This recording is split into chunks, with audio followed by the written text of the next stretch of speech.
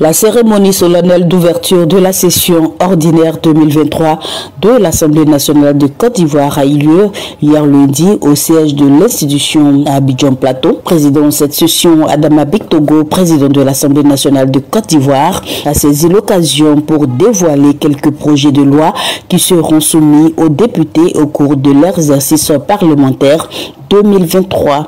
Parmi les thématiques qui seront abordées durant cette session, le président de l'Assemblée nationale a cité entre autres la lutte contre l'inflation et l'amélioration des conditions de vie des populations, la réforme du statut général de la fonction publique et un projet de loi consacré à la jeunesse pour répondre aux vœux du chef de l'État Alassane Ouattara de faire de 2023 l'année de la jeunesse. La présente session ordinaire nous offre l'opportunité de conforter notre rôle de représentant du peuple et d'améliorer notre collaboration avec les autres institutions de la République pour le développement harmonieux de notre pays. En ce sens, et du point de vue du travail parlementaire, que la session qui démarre avec déjà une quinzaine de textes sur le bureau de l'Assemblée nationale s'annonce aussi riche que la précédente. Nos traditionnels travaux en commission, en séance plénière et nos séances d'information parlementaire. La session 2023 sera mise à profit pour aborder plusieurs préoccupations en harmonie avec la décision du chef de l'État, son Excellence M. Alassane Ouattara, de faire de l'année 2023 l'année de la jeunesse. L'Assemblée nationale jouera pleinement sa partition au cours de l'examen du projet de loi d'orientation relatif à la jeunesse et de toutes les initiatives qui contribueront à améliorer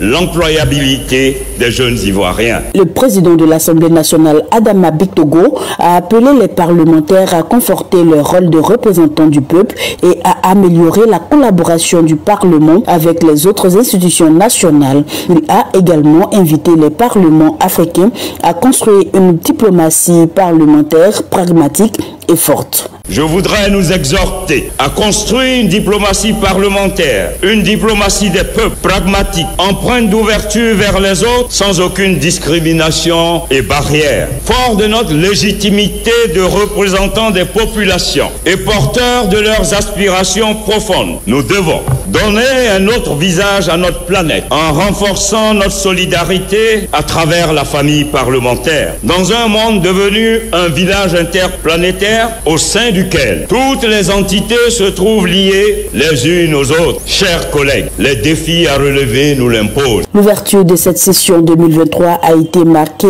par la présence du vice-président Tiemoko Melia Kone, du premier ministre Jérôme Patrick Achi et de plus de 20 parlementaires internationaux, dont 14 présidents d'Assemblée nationale des pays d'Afrique.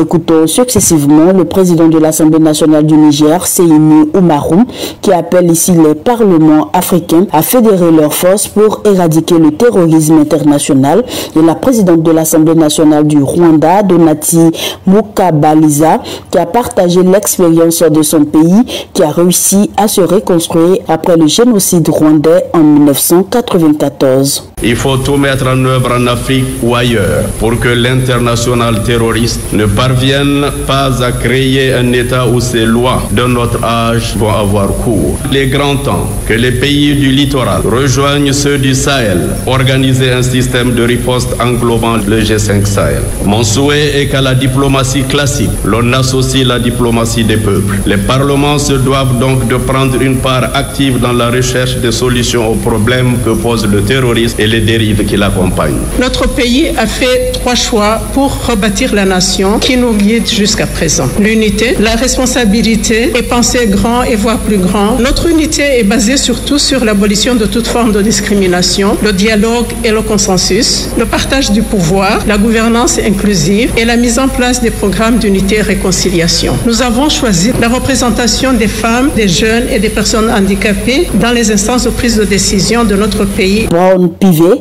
est la présidente de l'Assemblée nationale de la France et invitée d'honneur de cette cérémonie. Pour elle, l'Afrique doit être respectée.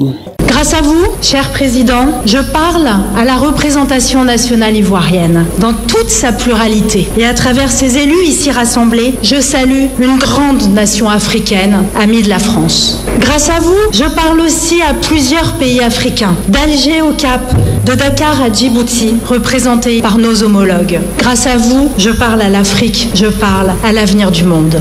Un cap quart de l'Assemblée générale des Nations Unies, 1/6 de la population mondiale avec près d'1,5 milliard d'habitants et une jeunesse radieuse. Oui, l'Afrique est un continent qui doit être respecté. L'histoire, nous ne la subissons pas. Nous la forgeons par nos votes et par nos décisions. Nous nous emparons d'elle pour en changer le cours. Nous avons pour mission de les imaginer, de les façonner et par là de transformer en profondeur les relations entre l'Europe et l'Afrique, entre l'Afrique et l'Europe. On note que l'ouverture de cette session 2023 de l'Assemblée nationale de Côte d'Ivoire a été couplée de la 14e conférence des présidents d'Assemblée et des sections de la région Afrique de l'Assemblée parlementaire de la francophonie, APF.